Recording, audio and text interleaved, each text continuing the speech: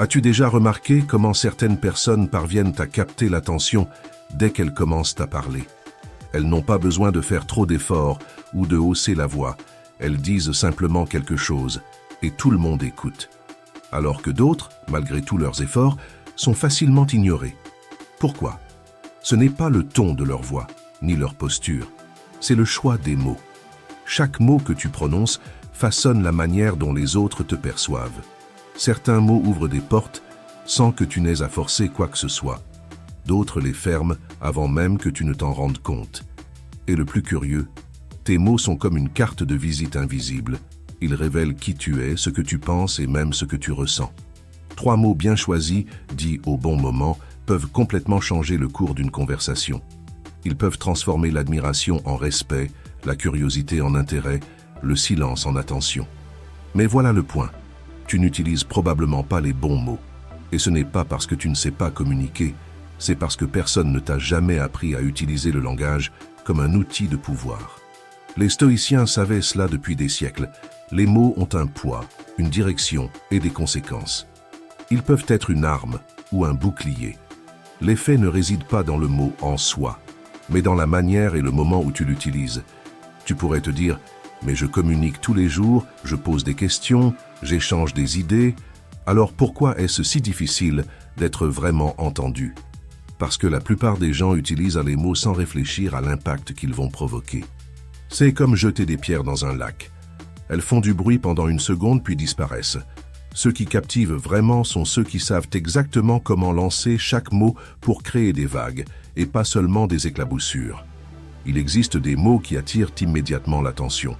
Ils ne sont pas magiques, ils sont stratégiques, ils créent une connexion, éveillent la curiosité et donnent envie à l'autre d'écouter davantage. Le problème, c'est que, sans t'en rendre compte, tu pourrais choisir les mauvais mots. Mais cela peut changer. Quand tu comprends le véritable pouvoir du langage, chaque conversation devient une opportunité d'influencer, d'inspirer et de gagner le respect des autres. Avant de découvrir ces 3 mots, tu dois comprendre une chose. Sans les principes qui soutiennent le pouvoir du langage, ils ne fonctionneront pas. Il ne s'agit pas de mémoriser des phrases toutes faites ou de copier des techniques de persuasion. Il s'agit de comprendre l'intention derrière chaque mot et l'effet qu'il génère. Si tu essaies de sauter cette étape, tu auras l'air forcé et artificiel. Maintenant, si tu es prêt à vraiment maîtriser le pouvoir des mots, continue avec moi. Je vais te montrer quels sont ces 3 mots, comment les utiliser et pourquoi ils fonctionnent si bien. Quand tu auras compris cela, tu réaliseras que l'impact que tu produis dans une conversation n'est pas une question de chance, c'est une stratégie. Alors, sois attentif. Chaque détail compte. On commence. Point 1. Si tu parles avec incertitude, personne ne te prendra au sérieux. Imagine que tu entres dans une pièce remplie de monde. Quelqu'un se lève et commence. Désolé, je sais que cela peut paraître stupide, mais... Maintenant, imagine une autre personne qui dit avec assurance. C'est important, et je vais expliquer pourquoi.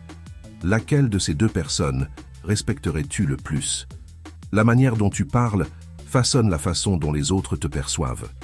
Une phrase mal formulée peut détruire ta crédibilité en une seconde, tandis qu'une déclaration ferme peut ouvrir des portes et inspirer le respect. Parler avec assurance ne dépend pas seulement de ce que tu dis, mais de la manière dont tu le dis. Beaucoup de gens affaiblissent leur propre message sans s'en rendre compte. Ils commencent leur phrase par « je pense que »,« peut-être » ou « désolé », comme s'ils demandaient la permission d'exister. « Je pense que je pourrais peut-être essayer de faire ça » sonne comme une demande d'approbation, pas comme une déclaration d'intention. Quand tu parles comme ça, les gens ressentent ton doute et ils répondent avec indifférence. Marc Aurèle a écrit « Si ce que tu vas dire n'est pas meilleur que le silence, alors tais-toi ». Les stoïciens savaient que le poids des mots ne réside pas dans leur quantité, mais dans leur intention. Quand tu dis « je pense que je peux », tu laisses place au doute. Quand tu dis « je vais le faire », tu dégages de la force. Pense à quelqu'un que tu admires, quelqu'un de sûr de lui. Cette personne commence-t-elle ses phrases par « je pense que » ou « désolé, ça peut sembler étrange ». Probablement pas. Les personnes confiantes s'expriment de manière simple et directe. Elles ne demandent pas l'approbation. Elles croient en ce qu'elles disent et elles le montrent clairement. Cette clarté est magnétique. Des mots hésitants affaiblissent ta présence. Des mots fermes façonnent la manière dont tu es perçu. Si tu veux être entendu, arrête de t'excuser pour ce que tu penses. Dis « je vais » au lieu de « je pense que je pourrais ». Dis « j'y crois » au lieu de « désolé, mais ». Si tu crois en quelque chose, affirme-le avec fermeté. Il ne s'agit pas d'être impoli, il s'agit de prendre la place qui te revient de droit. Les gens respectent ceux qui parlent avec assurance parce que la confiance transmet de la valeur. Quand tu parles avec conviction, tu crées une présence, et la présence génère le respect. Alors, avant de parler, demande-toi, ce que tu t'apprêtes à dire vaut-il plus que le silence? Si oui, parle avec clarté. Sinon, reste en silence. Tes mots sont ta signature dans le monde. Assure-toi qu'ils reflètent le respect que tu mérites. Point 2. Tu es ce que tu te dis à toi-même. Les mots que tu utilises façonnent ta réalité. Ce que tu te dis, à voix haute ou en pensée, agit comme une instruction directe à ton cerveau. Si tu passes ton temps à répéter « rien ne marche jamais pour moi » ou « je ne serai jamais heureux », ton cerveau accepte simplement cela comme une vérité et commence à modeler tes actions en fonction de cette idée. C'est comme si tu programmais ton esprit à croire en cette réalité. Maintenant, pense à quelqu'un qui, face à un problème, dit « je vais trouver une solution ». Cette personne n'est pas naïve. Elle entraîne son cerveau à chercher des solutions au lieu de chercher des excuses. Quand tu dis « je suis capable », ton cerveau commence à se réorganiser pour prouver que c'est vrai. Il active des mécanismes internes qui t'incitent à passer à l'action. Le problème, c'est que la plupart des gens se sabotent sans même s'en rendre compte. Ils parlent d'eux-mêmes comme s'ils établissaient une limite permanente. « Je ne suis pas assez bon. Je n'ai pas de créativité. Je n'y arriverai jamais. » Chaque phrase de ce genre est comme une brique qui construit un mur entre toi et ton potentiel. Plus tu répètes ces mots, plus le mur devient haut et plus il est difficile de voir une issue. Maintenant, remarque la différence entre dire « je ne le mérite pas » et « je me prépare pour cela ». La première phrase t'affaiblit, la seconde te donne de la force. Quand tu dis « je me prépare », ton cerveau commence à travailler pour trouver un chemin afin que cette croyance devienne réalité. Les grands leaders l'ont compris. Martin Luther King n'a pas dit « je pense que j'ai un rêve ». Il a dit « j'ai un rêve ». Parler avec conviction active un mécanisme interne qui te pousse à agir, et les autres perçoivent cette confiance. Marc Aurèle a écrit « Si c'est en ton pouvoir, fais-le.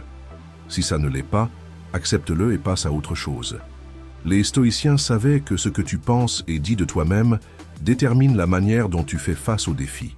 Si tu dis « je ne suis pas assez bon », tu agiras comme quelqu'un qui n'est pas assez bon. Mais si tu dis « je suis en train d'apprendre », tu crées un espace pour le progrès. Remplace « je ne sais pas faire ça » par « je suis encore en train de découvrir comment faire ça ». Au lieu de dire « c'est trop difficile », essaie « je vais trouver une solution ». Au lieu de dire « je ne le mérite pas », tente « je suis en train de devenir quelqu'un qui le mérite ». Ce que tu te dis à toi-même est la carte qui définit le chemin que tu vas suivre. Alors parle comme quelqu'un qui est prêt à réussir, parce que tu es capable, et tu l'as toujours été. Point 3. Vos paroles ouvrent ou ferment des chemins. Imaginez que vous êtes dans un restaurant animé. Les couverts résonnent contre les assiettes. Les conversations forment un bourdonnement constant. Soudain, quelqu'un élève la voix. Ce n'est pas un cri. C'est quelque chose de calme, de direct, avec un ton de confiance qui tranche le bruit comme une lame. Le silence s'installe. Tout le monde prête attention. L'impact de cette phrase ne vient pas du volume, mais de la précision. Elle a été prononcée au bon moment, avec la juste dose d'intention. Et c'est cela qui suscite le respect. La manière dont vous communiquez ne repose pas seulement sur les mots. C'est une question de rythme et de contrôle. Certaines personnes parlent sans cesse, comme si un flot de paroles pouvait garantir qu'elles seraient écoutées. Mais l'effet est exactement le contraire. L'excès dissout l'impact. Quand vous dites tout le temps, rien ne se distingue.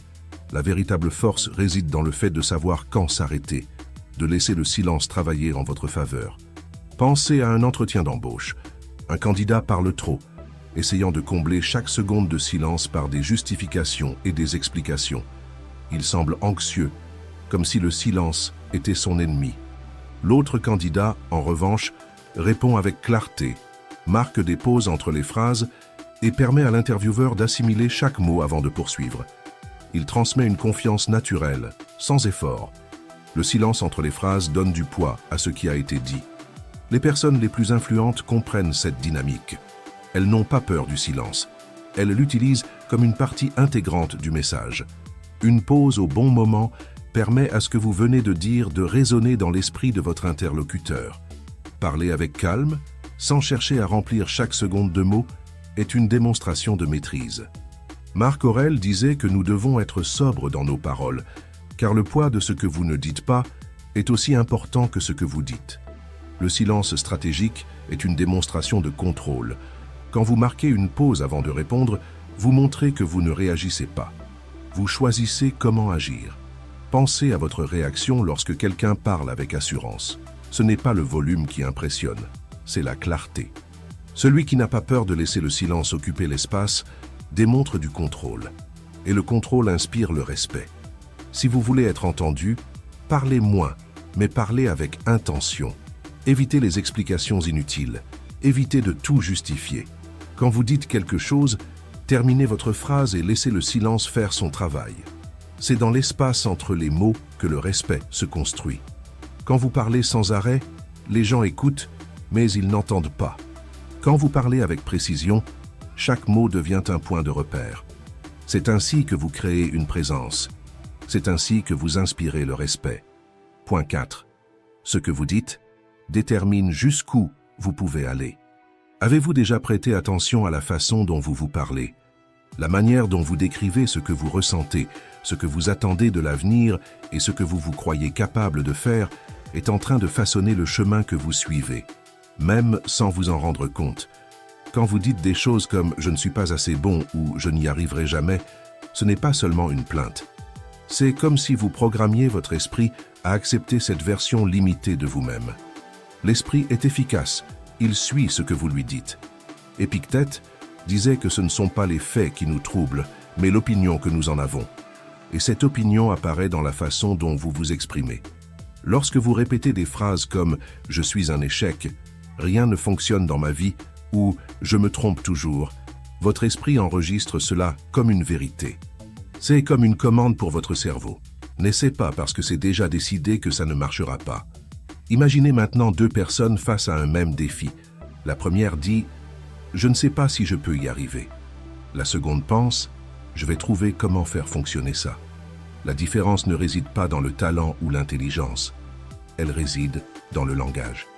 Lorsque vous dites « je n'y arriverai pas », votre cerveau se met en veille parce que vous avez déjà décidé que cela ne vaut pas la peine d'essayer. Mais quand vous dites « je vais essayer jusqu'à réussir », votre esprit active le mode solution, cherchant des moyens de sortir de cette situation. Les mots créent des raccourcis ou des barrières dans votre esprit. Si vous passez votre temps à dire « je suis faible » ou « j'ai la poisse », vous apprenez à votre cerveau à se comporter comme une personne faible ou malchanceuse. C'est comme appuyer sur le même bouton tous les jours et espérer un résultat différent. En revanche, lorsque vous dites « je suis capable de m'améliorer », vous activez la partie du cerveau responsable de la recherche de solutions et de l'adaptation. Ce n'est pas une question d'optimisme. Il s'agit de former votre esprit à réagir de manière productive. Les stoïciens avaient compris cela depuis des siècles. Marc Aurèle ne disait pas « la vie est difficile ». Il disait « si c'est à ma portée, je ferai de mon mieux. Si ce ne l'est pas, j'accepterai avec dignité ». Les faits ne changent pas. Ce qui change, c'est le sens que vous leur donnez. Et ce sens est construit par les mots que vous choisissez. Pensez à un entraîneur sportif. Quand un athlète dit « je ne suis pas bon dans ce domaine », l'entraîneur ne renforce pas cette idée. Il dit « tu t'améliores » ou « tu réussiras la prochaine fois ». Ce qui change, ce n'est pas le talent immédiat, mais l'ordre mental qui active le processus d'apprentissage et d'adaptation. Le langage est le point de départ de tout changement. Quand vous parlez de vous-même en termes de force et de possibilité, votre esprit répond avec force et possibilité. Remplacez « je suis un échec » par « je suis capable d'apprendre ». Au lieu de dire « c'est difficile », dites « c'est un défi ». La différence peut sembler subtile, mais elle change tout. Votre langage est le scénario de votre vie, Soit vous écrivez une histoire de dépassement, soit une histoire d'abandon. Faites attention aux mots que vous utilisez chaque jour. Ils déterminent si vous êtes en train de construire un chemin ou de dresser un mur. Parlez comme quelqu'un qui est prêt à gagner, parce que votre esprit écoute chaque mot que vous dites. Point 5. Des mots justes, des résultats justes. As-tu déjà entendu quelqu'un parler sans arrêt, mais sans vraiment rien dire? C'est comme le bruit d'une radio mal réglée, constant, irritant, sans aucun sens. Maintenant, pense à quelqu'un qui prononce une phrase simple, mais si juste que le silence s'installe dans la pièce, comme un claquement dans un couloir vide. Tu t'arrêtes, tu écoutes, et tu ressens que cela a vraiment de l'importance. Les mots ont ce pouvoir. Soit ils coupent le bruit et vont droit au but, soit ils se perdent dans le vide. Savoir quoi dire et quand le dire est presque un art. Il ne s'agit pas d'utiliser de beaux mots ou des termes sophistiqués, il s'agit de précision. Les meilleurs communicateurs n'ont pas besoin de crier pour être entendus. Ils parlent avec clarté et intention. C'est comme ouvrir une porte avec la bonne clé, sans forcer, sans insister, juste le parfait ajustement. Pense à quelqu'un qui essaie de te convaincre de quelque chose. La personne pourrait dire « tu devrais envisager ça » ou bien « si tu n'essaies pas maintenant, tu pourrais le regretter plus tard ». La première phrase est vague, elle n'a pas d'impact. La deuxième est un avertissement. Elle active la peur de perdre quelque chose, réveille l'inconfort de laisser passer une opportunité. Le cerveau humain est programmé pour réagir plus fortement à la peur de perdre qu'à la possibilité de gagner. Certains mots ont un poids émotionnel plus fort. Interdit, urgent, exclusif, secret. Ces mots sont des déclencheurs mentaux. Quand tu entends urgent, ton cerveau passe en alerte. Quand tu entends interdit, ta curiosité s'éveille. C'est pour cela que les gros titres, les publicités et les discours politiques utilisent souvent ces mots. Ils provoquent une réaction immédiate. Mais la plupart des gens parlent sans cette conscience. Ils lancent des mots comme on jette des pierres dans un lac, sans direction, en espérant que quelque chose se produise. Des mots jetés au hasard sont comme des flèches sans cible. Elles touchent rarement leur objectif. Une phrase mal placée peut détruire une opportunité. Une phrase juste peut changer le cours d'une conversation, d'une négociation, d'une relation. Parler sans intention, c'est comme essayer d'allumer une allumette en pleine tempête. C'est une perte d'énergie. Les stoïciens le savaient. Marc Aurèle a écrit « Ce qui n'est pas utile est un fardeau ». Des mots inutiles alourdissent, distraient et épuisent. Celui qui apprend à dire l'essentiel, sans détour et sans excès, gagne en pouvoir.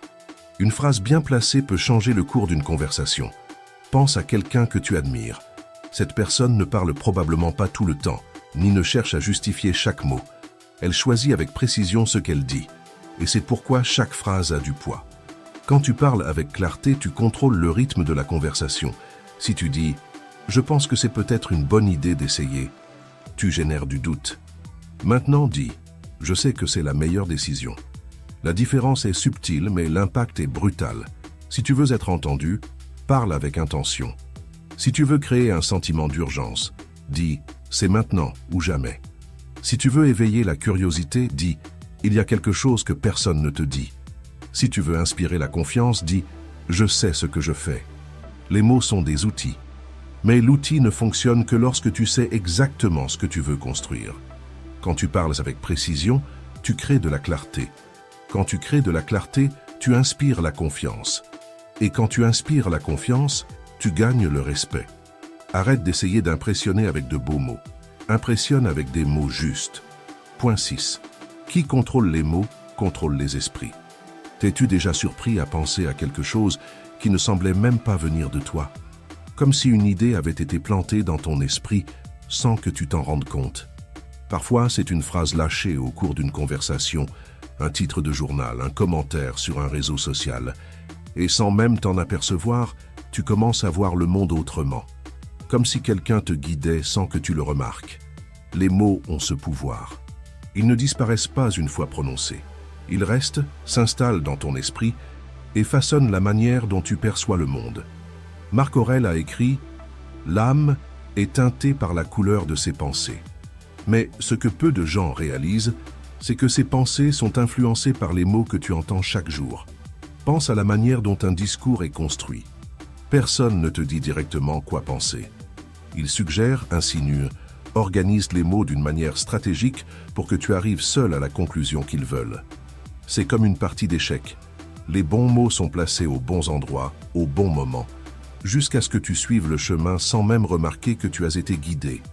La différence entre « je suis là pour aider » et « je suis là pour changer les choses » semble minime, mais l'impact est complètement différent. La première phrase apporte de la sécurité. La deuxième suscite la curiosité, peut-être même un certain malaise. C'est ça, le pouvoir des mots, non seulement dans ce qui est dit, mais dans la manière dont c'est transmis. Maintenant, réfléchis. Combien d'idées as-tu déjà répétées sans même te demander d'où elles venaient? Combien de fois as-tu cru en quelque chose simplement parce que la personne qui le disait semblait sûre d'elle? Combien de phrases as-tu répétées parce qu'elles sonnaient justes alors qu'elles n'étaient même pas vraiment les tiennes? Et le plus dangereux, combien de ces idées ne sont pas vraiment les tiennes, mais tu les portes comme si elles l'étaient? La plupart des gens ne prennent pas le temps d'analyser ce qu'ils entendent. Ils acceptent, répètent et continuent leur chemin. C'est comme ça que le contrôle s'installe. Pas par la force, mais par la répétition. Si tu entends quelque chose de manière répétée, tu finis par y croire, même si ça n'a aucun sens. Les stoïciens avaient compris cela. Ils savaient que le langage façonne l'esprit. Marc Aurèle disait « Si c'est en ton pouvoir, fais-le. Si ça ne l'est pas, accepte-le et passe à autre chose. » Ils filtraient ce qu'ils entendaient. Ils n'acceptaient pas les pensées manipulatrices ni les paroles vides de sens. Ils remettaient en question la signification réelle des mots et choisissaient consciemment les pensées qu'ils allaient adopter. Tu dois faire de même. Quand quelqu'un te dit « tu n'es pas capable », demande-toi « d'où vient cette idée ?» Quand on te dit « c'est impossible », pense « pour qui ?» Quand tu entends « tu n'y arriveras jamais », demande-toi « qui a dit ça et pourquoi ?» Ne laisse pas des mots faibles définir ce que tu crois être possible. Les mots que tu acceptes façonnent ce que tu crois, et ce que tu crois détermine ce que tu fais. Pense à un politicien qui maîtrise un discours. Il ne dit pas « je pense que nous pouvons gagner ». Il dit « nous allons gagner ». Le poids des mots réside dans l'intention. Celui qui définit le discours définit la direction. Celui qui contrôle le récit contrôle le comportement. Si tu veux avoir le contrôle sur ta vie, commence par contrôler les mots que tu acceptes comme vérité. Si tu dis « je ne suis pas assez bon », tu agiras comme quelqu'un d'insuffisant. Si tu dis « je suis capable de m'améliorer », tu agiras comme quelqu'un en pleine croissance. Ce que tu dis, c'est ce que tu deviens. Ce que tu entends, tu le répètes. Ce que tu répètes, tu finis par y croire. Choisis avec soin ce que tu laisses entrer dans ton esprit et surtout, ce que tu permets de sortir de ta bouche. Parce que celui qui contrôle tes mots, contrôle ton monde. Point 7. Le premier mot qui crée une connexion immédiate. Vous savez. Il y a quelque chose de curieux dans la façon dont nous nous connectons aux autres. Parfois, vous dites quelque chose et la personne hoche simplement la tête, sans vraiment prêter attention. Mais d'autres fois, il suffit d'une phrase juste pour que le regard de la personne change, comme si vous aviez déverrouillé une porte invisible en elle. Épicure disait que, pour être vraiment compris, vous devez parler à l'âme, non aux oreilles. Et c'est exactement ce qui se passe quand vous dites « vous savez ».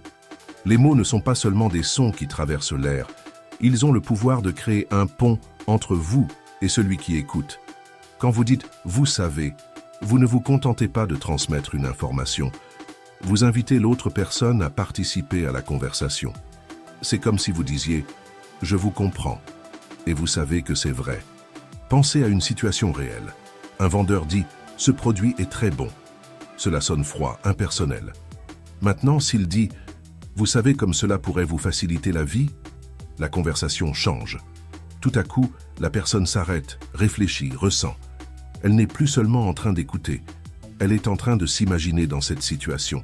C'est comme si vous allumiez un interrupteur intérieur.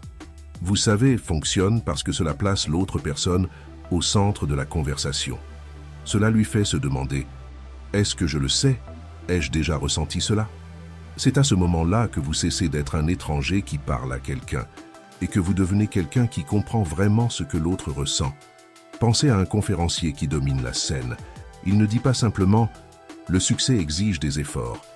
Il dit « Vous savez comme il est difficile de rester motivé quand tout va mal ». Ce simple changement change tout. Le public a le sentiment d'être vu, pas seulement instruit. Parce que ce qui crée une connexion, ce n'est pas l'information, c'est la reconnaissance d'une expérience partagée. Marc Aurèle comprenait cela profondément. Quand il écrivait dans ses pensées, il n'essayait pas d'impressionner qui que ce soit. Il cherchait la vérité en lui-même. Et cette vérité résonne encore aujourd'hui parce qu'il parlait d'un endroit authentique, sans essayer de manipuler ou de forcer quoi que ce soit. La prochaine fois que vous serez en train de parler, essayez cela. Au lieu d'affirmer quelque chose, demandez « Avez-vous déjà vécu cela ?» Ou « Vous savez ce que je veux dire ?» Quand la personne s'arrête pour réfléchir, vous réaliserez que vous ne parlez plus à quelqu'un. Vous parlez avec quelqu'un. Et c'est cela qui crée une vraie connexion. Les gens ne se connectent pas avec des mots. Ils se connectent avec des expériences. Point 8. Le deuxième mot pour provoquer de l'impact, imagine. As-tu déjà remarqué comme certains mots ont le pouvoir de changer complètement le cours d'une conversation? Imagine quelqu'un entrant dans une salle pleine de monde, faisant une pause stratégique et disant « Tu as déjà remarqué que… » Soudain, le brouhaha s'arrête. Tous les regards se tournent vers cette personne, non pas parce qu'elle crie ou gesticule trop, mais parce que ce qu'elle vient de dire a activé quelque chose dans l'esprit de ceux qui écoutent. La manière dont tu commences une conversation définit le ton de tout ce qui suit. Ce n'est pas seulement une question de mots choisis, c'est une question de créer une connexion entre ce que tu dis et ce que l'autre ressent. Sénèque disait « Tout est opinion ». Autrement dit, ce que nous croyons être vrai n'est qu'une interprétation de notre perception. La manière dont quelqu'un reçoit ce que tu dis dépend non seulement du contenu, mais aussi de la façon dont tu ouvres la conversation. Pense à la façon dont la plupart des interactions sont automatiques. Tu dis « Salut, ça va ?» et on te répond « Ça va ?» Fin de la conversation. Rien ne s'est vraiment passé. Mais essaye quelque chose de différent. Tu n'imagines pas ce qui m'est arrivé aujourd'hui. Ou encore, tu as déjà remarqué comme certaines choses semblent simplement arriver au bon moment. La réaction change immédiatement. Les yeux se lèvent, le corps se penche légèrement vers l'avant. Soudain, tu as l'attention de la personne. Des mots comme « imagine » ou « là tu as déjà remarqué » sont de puissants déclencheurs mentaux. Quand tu dis « imagine », le cerveau commence automatiquement à construire une scène, comme s'il regardait un film. C'est presque impossible de ne pas s'impliquer. L'auditeur n'est plus seulement en train d'écouter, il est en train de vivre l'histoire que tu es en train de construire avec tes mots. Les meilleurs communicateurs ne sont pas ceux qui parlent le plus ou qui ont des discours parfaits. Ce sont ceux qui savent ouvrir une porte dans l'esprit de ceux qui écoutent. Imagine, et si tu as déjà remarqué que ces expressions éveillent la curiosité, comme si tu tirais sur un fil invisible que l'autre doit suivre pour découvrir où il mène. Les stoïciens comprenaient ce pouvoir. Ils ne cherchaient pas à impressionner, ils voulaient être compris. Ils choisissaient chaque mot avec intention, non pas pour paraître intelligent, mais pour être entendu. Parce qu'être un bon communicateur, ce n'est pas impressionner, c'est se connecter. Le secret pour être écouté ne réside pas dans la quantité de mots, mais dans la façon dont tu commences. Utilise « imagine » pour faire visualiser la scène. Utilise « tu as déjà remarqué que » pour provoquer une réflexion. Utilise « que se passerait-il si » pour ouvrir un espace à de nouvelles idées. L'attention ne se conquiert pas par la force, elle s'attire avec intelligence. Point 9. Le mot qui laisse une marque, parce que. Les mots ont du poids. Ils peuvent élever quelqu'un ou le faire tomber. Quand tu parles, tu ne fais pas que lancer des mots en l'air. Tu façonnes la manière dont les autres te perçoivent et la manière dont ils vont réagir. La différence entre être écouté ou ignoré réside dans des détails subtils, parfois dans un seul mot. Pense à toutes les fois où tu as essayé de convaincre quelqu'un de quelque chose et où tu as eu l'impression que tes mots se heurtaient à un mur invisible. Tu as dit ce qu'il fallait, mais l'autre personne n'a pas réagi, ou pire, elle a réagi de manière opposée. Le problème n'est pas toujours le contenu, mais la manière dont tu mènes la conversation. Il existe 3 mots qui ont le pouvoir d'ouvrir l'esprit de celui qui écoute. Imagine, tu sais, et parce que. Et parce que est le plus puissant de tous. Si tu dis « et c'est ça, ça va marcher », la réaction peut être indifférente. Maintenant, essaie de dire « essaie ça parce que ça va te simplifier la vie ». La différence est énorme. Quand tu donnes une raison, le cerveau cesse de résister et commence à chercher du sens. L'esprit humain recherche la logique. Il veut comprendre le pourquoi des choses. Des études montrent que lorsqu'une personne entend le mot « parce que », le cerveau entre dans un mode d'acceptation automatique. Quand tu expliques la raison, la résistance tombe. Mark Twain disait « La différence entre le mot juste et le mot presque juste est la différence entre un éclair et une luciole. » Les stoïciens avaient parfaitement compris cela. Ils ne parlaient pas pour combler le silence, ils parlaient pour orienter l'esprit. Marc Aurèle, par exemple, ne disait pas « Si quelque chose te dérange, surmonte-le ». Il disait « Si c'est à ta portée, fais-le. Si ça ne l'est pas, accepte-le et passe à autre chose. » C'est simple, direct, et cela offre un chemin clair à l'esprit. Maintenant, pense à la manière dont ces trois mots fonctionnent ensemble. Imagine, crée une image dans l'esprit de celui qui écoute. Tu sais, crée une connexion et inspire la confiance. Parce que, offre la raison, bouclant le cycle logique. Si tu dis, imagine que dans 1 an, tu sois plus fort, plus confiant et plus épanoui. La personne commence à visualiser cette possibilité. Maintenant, dis, tu sais que tout commence par une décision simple. Cela crée une proximité comme si tu renforçais quelque chose que la personne sait déjà intuitivement. Et quand tu conclus avec « parce que chaque choix que tu fais aujourd'hui définit la personne que tu deviendras demain », tu donnes du sens à l'idée. L'esprit se ferme sur ce cycle et c'est là que la pensée se transforme en action. Quand tu donnes une raison, tu transformes le doute en confiance. Quand tu dis « parce que », tu transformes la résistance en acceptation. Si tu as l'impression que tes mots n'ont pas de poids, que personne n'y prête attention, essaie cela. Dis « parce que » pour donner du sens à ce que tu dis. Dis « parce que » pour créer de la clarté dans l'esprit de celui qui t'écoute. Dis « parce que » pour transformer des mots épars en idées qui font sens. Quand tu apprends à utiliser ce mot, tu cesses d'essayer de convaincre, tu commences à influencer. Si vous êtes arrivé jusqu'ici, commentez. Courage stoïcien. Et merci d'avoir regardé.